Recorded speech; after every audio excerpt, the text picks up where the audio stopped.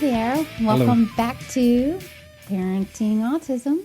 Yes, here we are. Here we are. And I'm all better now.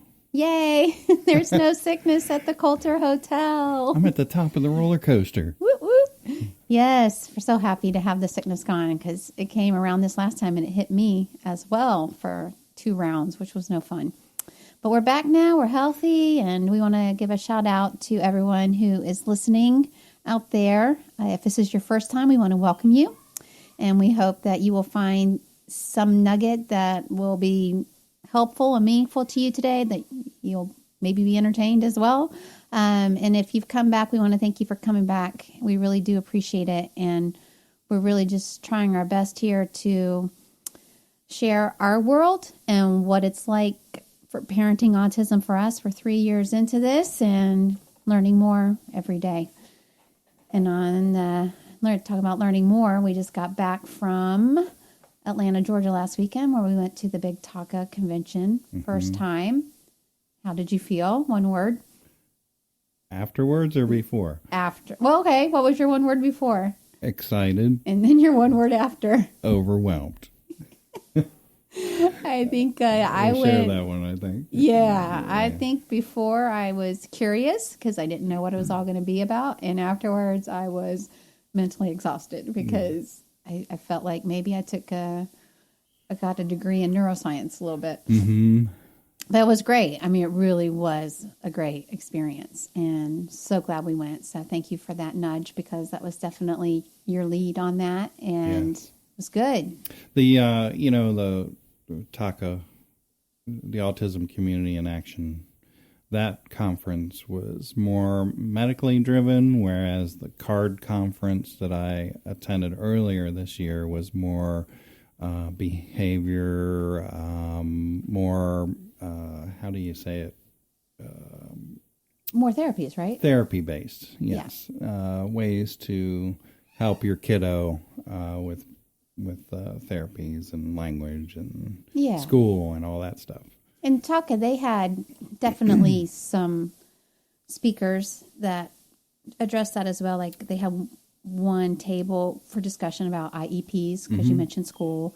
There was a really great speech and language pathologist who was there that I got a lot of nuggets from her, and a really great occupational therapist who really gave me some insight about Bryce as well. And a music therapy And teacher. the music therapy, which I hadn't even thought of. I thought she was amazing, and I really enjoyed talking to her and listening to her. And then I think, one thing about this particular conference is that even a lot of the medical teams, the doctors, and they are parents of children who have been diagnosed on the spectrum. And so they come from a place of living it and not just a place of studying it. Mm-hmm. So I found that a whole different approach, of talking to us and sharing with us. And they were so open. And that one doctor, he even gave his personal email, which I have to say was quite amazing. And they said he tries to answer everybody. So they're very passionate about it. And I feel like, with Bryce, we've just been seeing kind of a regular pediatrician with him, other than his neurologist, right, and his therapists, So this was kind of the first time that we've been able to get information from doctors and homeopaths about, autism straight from them live, Yeah, so it was really good. And I think our goal is to help Bryce with both ends of that. I use the word spectrum, but you know what I mean? Both ends of wanting to do therapies, definitely, to help with behaviors, because I think that is a proven science as well. But also to figure out deficiencies and anything medically that we can do to help him. Mm-hmm. And I felt like we had a good checklist going, because last year you really took it upon yourself to do all that research. And we did all the blood testing and all the blood work before he turned 5, so that we could find out if he had deficiencies and if he had excess metals in his body and all these different things that they were recommending that parents do. And we were like, check, which was great. I feel like we had a head start. Yeah. And so I know the one thing that really popped out at me that didn't come up, in our own home-based studies and research was the deficiency in vitamin C that is very common in our kids because they just burn it off so quickly. So it's not that he's not getting it, because he does, and he actually loves grapefruit, which is odd and rare for a small child, especially a child with autism. But so he's getting his vitamin C from there, and I know he has his multivitamin, but we learned that his system just burns it off so quickly that he needs to get it throughout the day.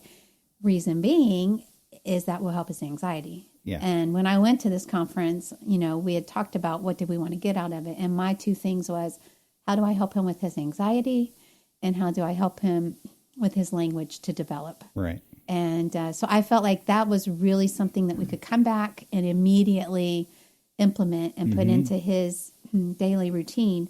And I know that just arrived today. So actually we're excited to get that into the works and add that to his meal plan. And then... another thing we started doing was, speaking of meal plans, we started a no dairy diet with Bryce. 100%. His nose has just been running and running and running and running. And we kind of knew he was allergic to dairy because anytime that he ate cheese or ice cream, he would break out on his face.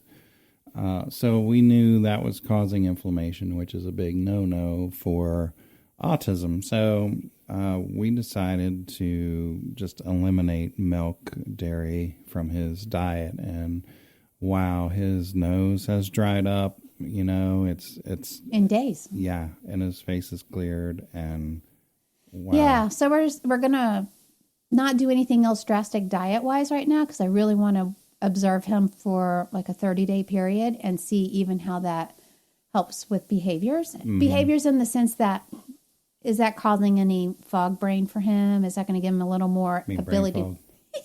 Yeah. Let me reword that. Fog brain fog, whatever. But bottom line is, I want to see if he... you got me giggling. If he will be more focused and not have brain fog like his mother. So anyway, we'll be excited to see what happens there and see if his teachers notice, if he's more focused in school. Yeah. So I thought the conference was fantastic. We really got to learn a lot. It was great family time. It really was. We did the long road trip instead of flying, and I know you already went on the record that you would like to fly next year. Yeah, the trip from Florida to Atlanta is kind of boring. Plus, when you get anywhere near Atlanta, it's like you're going 20 miles an hour on the interstate. So that's it's not good for your anxiety level. Let's just put it that way. But we did good, and we took detours and we took the back roads that used to be highways. We did. So you did really well. You handled it like a champ. Good. And we wanted to have a little bit of fun time for Bryce, and so the original plan was to get up there early enough on Thursday, because the conference was Friday, Saturday, and Sunday part of the day. And we wanted to go to the Children's Museum because we heard that was really awesome there in Atlanta. And we knew we had a good experience in Tampa. But we knew we weren't going to make it on time. So I just went to Google and looked up what's the best family things to do in Atlanta. And the first picture that popped up was the 20-story Ferris wheel. And Bryce is all about the Ferris wheels right now. So that was a winner. Yeah, and we got to do that. And it was a little chilly. I mean, it was cold for, Florida people. But it's enclosed. So. But and you were like, we'll be too cold. And I'm like, well, it's, a temperature controlled cabin. So we're okay. But it worked out great. We got to do that. And we actually ended up doing it on Sunday as well because we had a group on. And so that was great. So we did the Ferris wheel twice, which Bryce loved. And I actually put a video of that on our Parenting Autism Facebook page. It's kind of lengthy, but I felt like that particular video really showed a lot of Bryce that people don't see every day, as far as, obviously he was stemming because he was excited.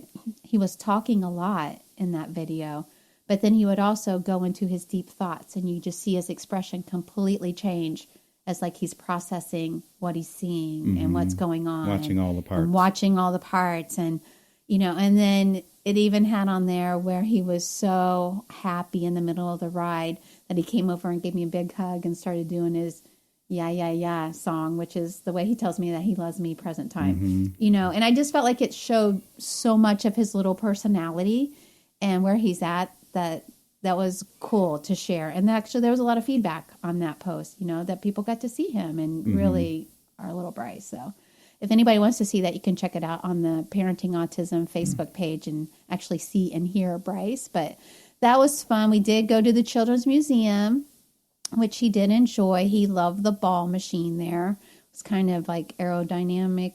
Am I saying that right? The balls were kind of controlled by air. Going through the tubes, yeah. Yeah, that and the vending machine, he liked the vending machine. But we did make him do some other things, which was great. We try to expose him to more and then let him go back to what he truly loves. I told him we were going to do a tour of the museum and then he could go back to the balls. And he was very good about that. We went around to each thing and we asked him if he liked it. And, the balls just, they were the number one. So we ended up going back there and spending, the majority of the time there. But yeah. And then when we were ready to leave, it was funny because then he wanted to suddenly, oh, wait, I want to try this and that and this and that and all the other things to stall us.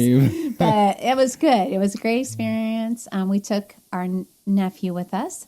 So he was able to stay with Bryce and play with him and entertain him while we were in the classes. So yeah, it was great family time. Bryce, the good news is, like the last time we stayed at a hotel out of town, he was obsessed with the elevator and the escalator. And the workout room, the fitness center, and business the tour, center, everything. Yes. That's all he wanted to do when we were away was tour the hotel. Yes. Well, we were very thankful that our nephew kept him occupied, and he did very well. They both played games together.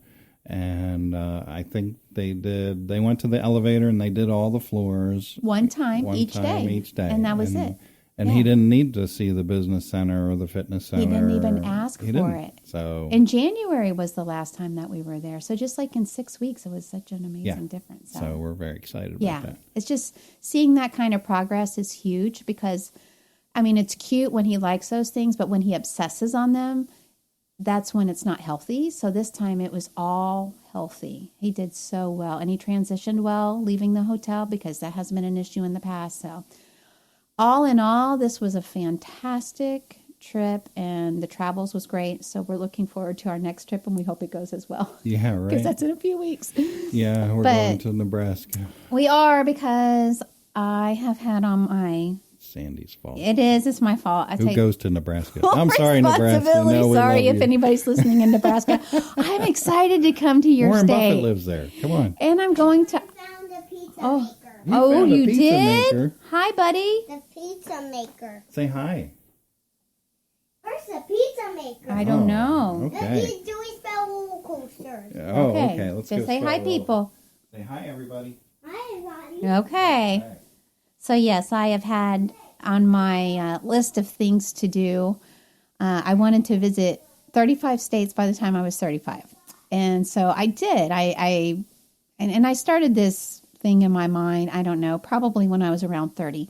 So then I would start picking trips and working them around states that I had never been to. And this is the time when I wasn't married either. And so I would go to a spa in New Mexico because what else am I going to do in New Mexico? I don't know. And then I would plan a trip with my sister-in-law, and we did Arkansas and Missouri together. We flew into Arkansas, and then we drove over to Branson, Missouri. So then I could knock out 2 states in one trip.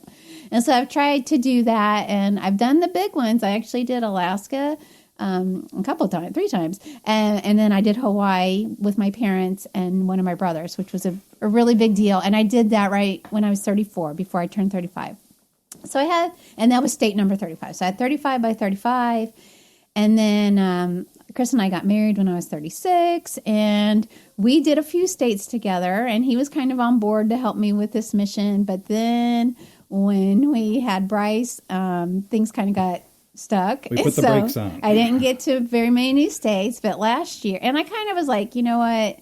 My life is different now. I think I needed that back then because I didn't have a lot of other goals, or I don't want to say I didn't have any purpose because I did, but it just kind of gave me something to focus on because I didn't have a family of my own. Bryce gave us plenty of goals. I I have different goals now. But last year when we went to Michigan for our niece's wedding, I had not been to Wisconsin. So we flew into Wisconsin and then drove on up to Michigan.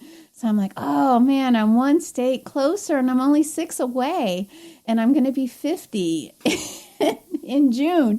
So I'm like, well, I don't think I can realistically visit 50 by the time I'm 50. But we had this extra airfare credit that we had to use by the beginning of June or we lose it. And so I kind of twisted Chris's arm slightly, and he did agree that we'll go ahead and fly into Omaha, Nebraska, and then we're going to drive over the line to Iowa and have a meal, and then we're going to drive down through Lincoln into Kansas, and we'll eat a meal there. And then they have a children's museum both in in Lincoln, and also in Omaha. And then we'll see whatever else things we can do, as a little family and stuff. So all but you 3 guys states in one trip. All you guys that live out there, send us an email, parentingautism@att.net, and let us know what you think is fabulous about your state out there. Yeah, let us know any special places we should eat, any special places we should go. We would love that. And then we'll give you a shout out on the podcast after we go. Speaking of shout outs, I want to shout out one other tidbit we picked up from the conference. There's an app for the iPhone. I'm sure it's for Android too, but it's called Think Dirty. And it's not what you think. Don't think dirty. So basically what it is, some of you may already have it on your phone, but you scan a barcode of a cleaning product or a laundry detergent or a shampoo, and it tells you whether it's a clean product or if it's chemically laden. It'll give you like a grade of how good it is and what chemicals are in it that are bad for you. So I was very happy to see that the shampoo we're using for Bryce, which is Dr. Bonner's, I think they got all green. So that's encouraging. So we'll scan some other stuff in the house to make sure we're doing the right thing. But I wanted to make everybody aware of that. It's just download it, and it's quick and easy to use, so you'll love it. Yeah, we are very, very, very blessed to live in a day and age where we have so many things at our fingertips to help us, especially on this path with autism. And I know they talked about that at the conference. And a lot of the moms, because it was a lot of the females and the moms that were there as volunteers, they are autism moms that started this journey 15, 20, 25 years ago. Yeah, and there was nothing for them. No, and they have paved the way for us. For sure. And, they've gone down their journey, and now they're still giving back to those of us who are starting this journey. And that's one of the reasons why we want to do a podcast, is because even though we're only 3 years in, we're 3 years further than a lot of people are who are just now getting their diagnosis and feel as lost as we did 3 years ago. Yeah. So we want to be a part of this giving back community for sure.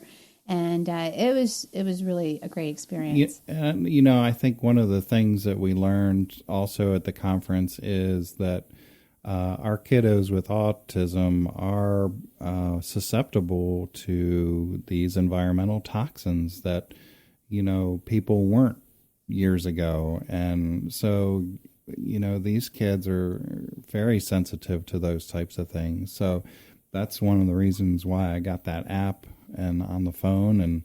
And you just have to think about your environment, that, all the things that they're absorbing, from the water that you use, to the chemicals you might use on your lawn, or, your household chemicals. So you have to think about those things now that they're finding out that they are more sensitive to those things than we are. Well, I think in what we learned on that, if I'm remembering correctly, is that a typical body like you and I, we have an outlet for those types of toxins. Like, it naturally produces out, whether it's through our pores from sweating or, God's created us to dispose of those things.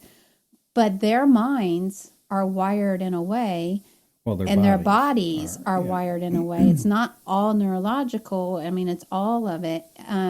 It just does not naturally get rid of toxins Right. like other bodies. So then when the toxins stay in, that's when the damage can get done and can Causes start affecting different things. inflammation, Yeah. Mhm. So it was definitely a biomedical approach and a lot of information. Yeah. But, I think, again, we went there wanting to get something specific out of it. That way, and again, this is a long journey, so I'm sure another time we'll go for puberty. Didn't need that this time, Yeah. but they did have all kinds of topics kind of depending where you are at your walk on this journey. Yeah. But it was good. It was good. It was good. And I will share some more in future episodes. In fact, probably, maybe take some topics and hone on them so we can kind of label that.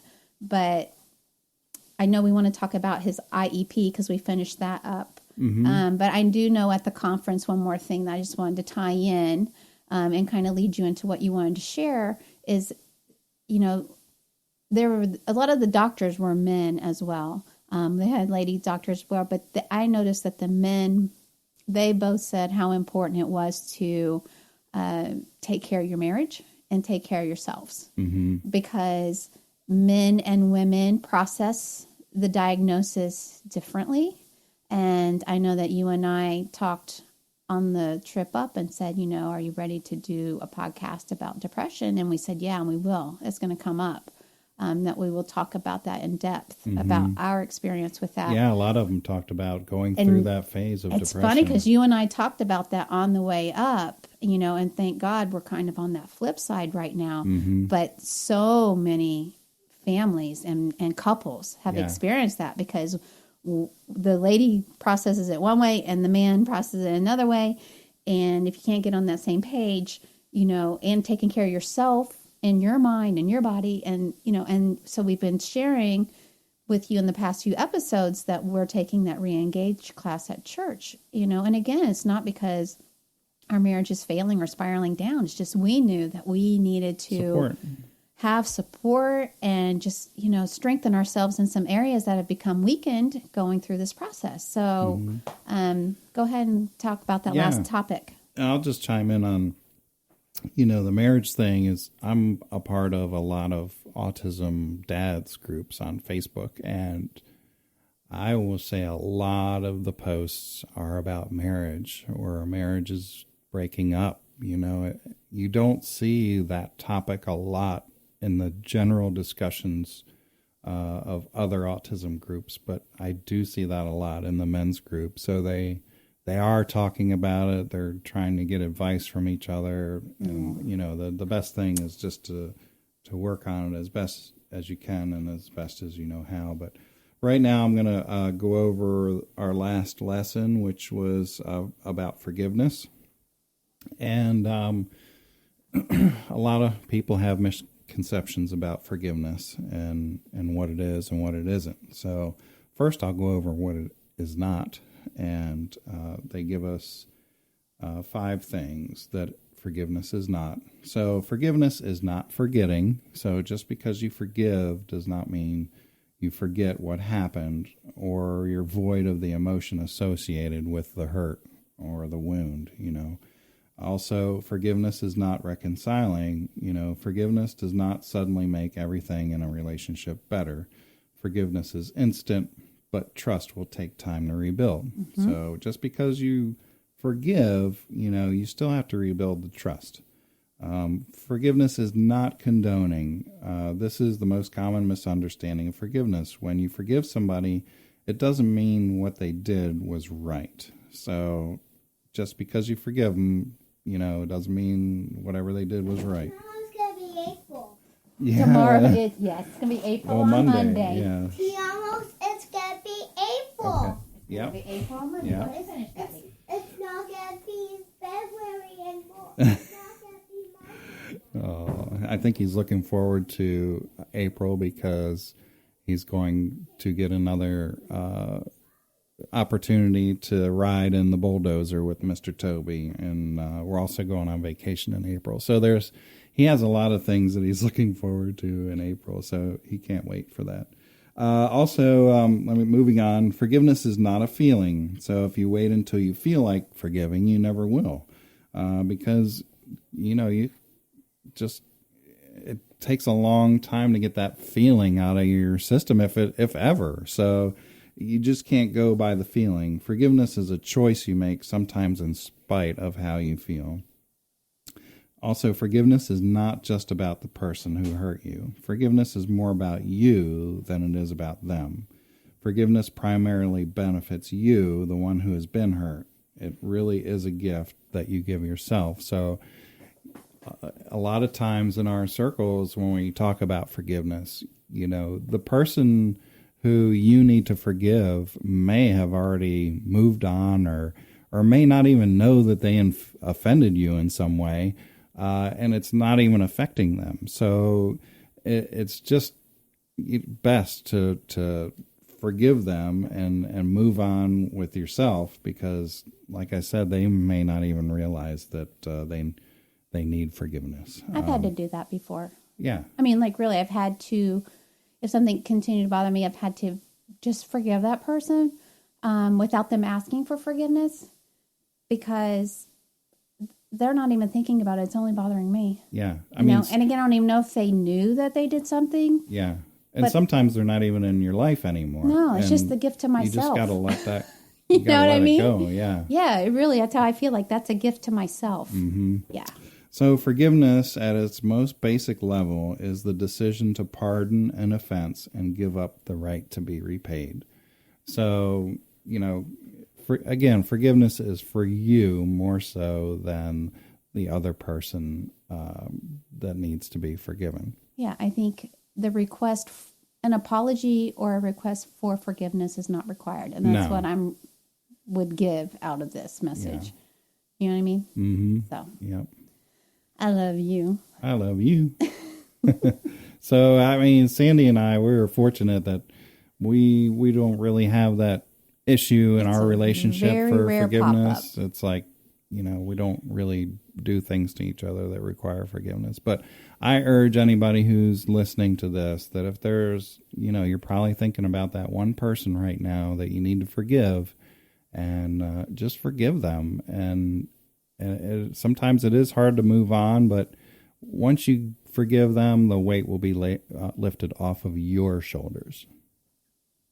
That's good advice, my love. Thank you. You're welcome. So we're going to talk about the IEP. I did want to comment on Bryce coming in here. And so what he was telling us is that he thinks tomorrow is April. So today is actually March 30th. I told him he was excited. But he's excited because, he loves it when we start a new calendar on the refrigerator and we get to write new things on there. So he knows he gets to do race cars again, he has among a lot other of things. He does. So, good stuff. So IEP, Individual Education Plan, Part 2. So I don't know if it was the last podcast or the one before, but we had done his IEP at the school, and it took 3 hours, and we weren't done, so we had to go for part 2, which we did this week. I'm so happy to report that after 2.5 hours this time, we got everything done, but I felt like it swung in the way that we wanted it to swing. Yep. And everybody that was in the room this time, we were on the same page. Yeah. There was a few less people in the room, like we had already been through, I guess, what the other people needed to hear. So it was basically just us, the ESE coordinator, his teacher, and the OT and speech therapist. Yeah. So we had the 6 of us. Yeah.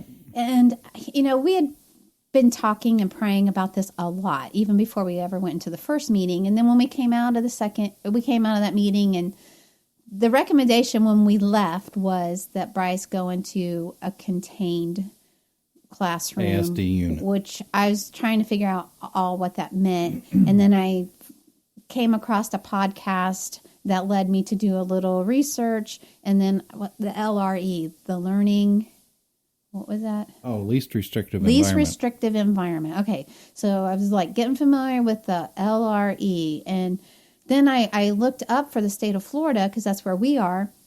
And they were talking about, like, there were 3 options. And he could be in what they were recommending, which was the ASD unit. And he would, if he was to be there, he would be with other children of all abilities. Like all different abilities, but that had disabilities. Yeah. Yes. A variety of disabilities. Yep. Kindergarten through second grade. And he would be there the majority of his day and only pulled out like 20% of the time to be with kids who were non-disability children. And, the other option, I don't even remember what that one was, but I was like, well, I'd like kind of have the opposite of that.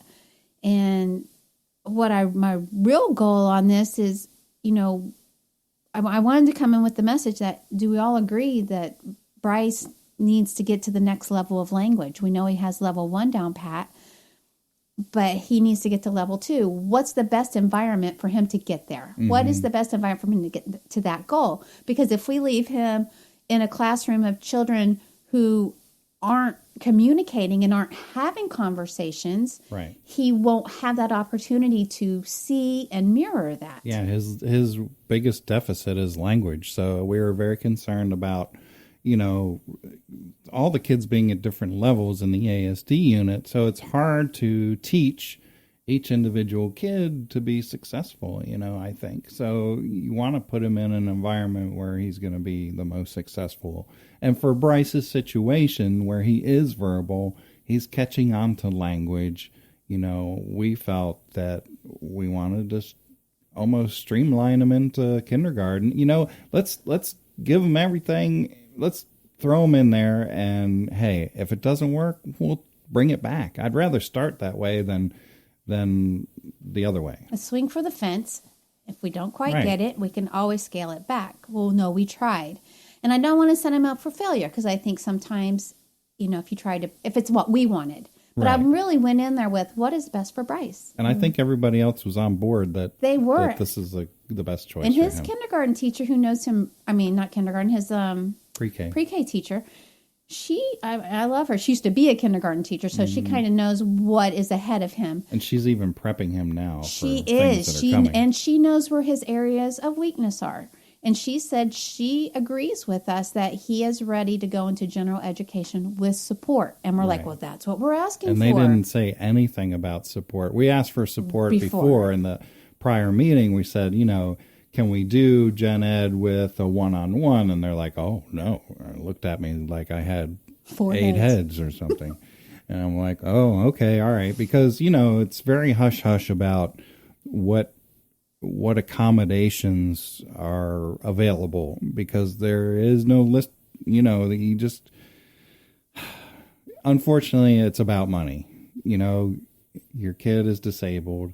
There's a price tag that comes with your kid. That's true. In the school system. He has money allotted to him by the school system to fill his needs. And sometimes, and I'm not saying it's happening here, but sometimes the schools, they take those funds and they use them for something else. So, and they're very hesitant to tell you what is available as far as assistive technology or special classroom accommodations, So you really have to do your research on those types of things before you go to the IEP meeting, because they're really not going to talk about that kind of stuff. And we're talking about schools in general. We're certainly not even saying the St. Right. Lucie County School District, because we don't know every school. I do know that when we were in this classroom, and again, I will keep it focused on our journey and Bryce's journey, I felt that this time the 6 people in the room, including us, everybody was there for what is the best for Bryce. Yeah. And the good news is... And it was great. It was beautiful, actually. He's going to be able to stay at his current school for next year. Yes. If he goes that route. The ASD unit was at another school across town, which we weren't familiar with. I'm like, wow, well, another plus is Bryce knows all the teachers. The teachers know Bryce. He has friends here. Everybody. Yes. We'd be switching ESE coordinators. So we're like, all things point to possibly him staying at this school. Now, we have applied for the Gardner Scholarship, and that's for a private school here in Florida.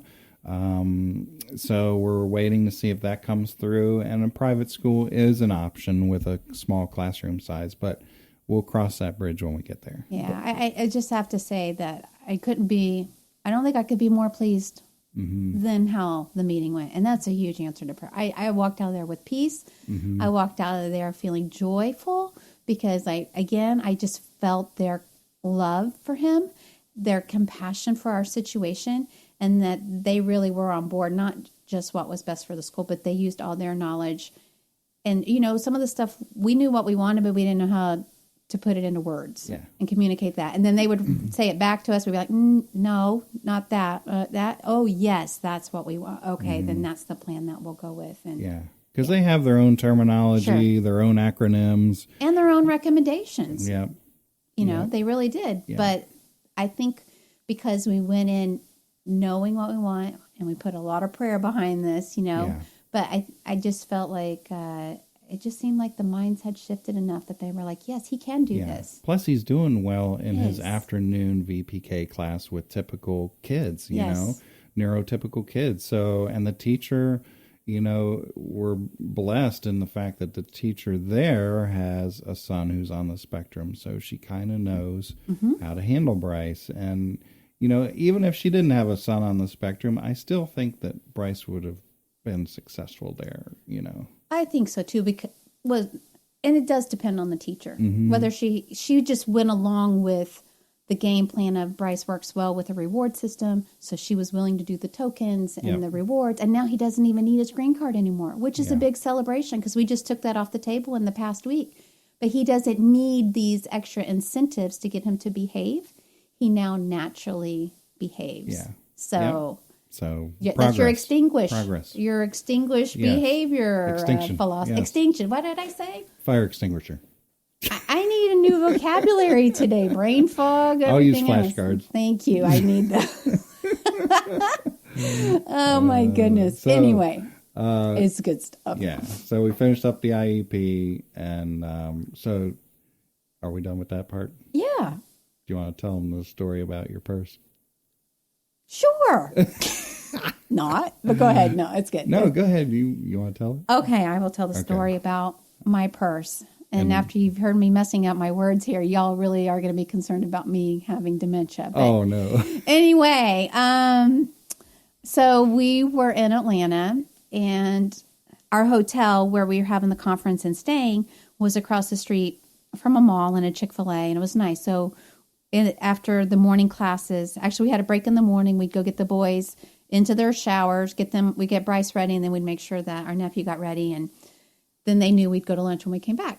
So it was Thursday, day one, and we walked over to Chick-fil-A, and I had taken my purse with me, and we had jackets, and I don't think we had an iPad. I don't know what all we had with us. Leftovers, we did, and that was another thing. So anyway, and then I switched chairs with Storm, our nephew, and so my purse didn't follow me to the other chair. I am making excuses for myself, but bottom line is the purse did not come back with me. But I did not realize that until the following day when I went to go get something, and I'm like, oh, because I wasn't taking my purse down to the conference. Right. So I really had no need for it. And so the next day was when I realized, where's my purse? Then I'm looking around, we're looking around the hotel room, and I knew I had not taken it down to any of the classes. So I'm like, It has to be at Chick-fil-A. Oh, man. So we walked back over to Chick-fil-A again the next day on the break, and I asked them if they had seen it and asked for the manager. He checked in the safe. They couldn't find it. We asked if they had security cameras that they could see where we were sitting, and the cameras didn't go that far. And I said, well, could you possibly look at the cameras on the door just to see if I walked out with it on my shoulder?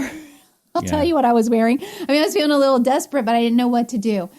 So he took, our number and our name, but he never called. And, Chris, I have to give Chris big props because, we talk about forgiveness. He didn't make any big issue of it at all. And we were trying to think what was in there. And obviously, I didn't have cash, but it had credit cards, my driver's license, which I was grateful we weren't keys. Flying. And then I'm like, oh, we have car keys. I mean, that would be a pain in the butt, too. And expensive, And then I remembered I had, a couple other things. I was like, oh, shoot, they're missing.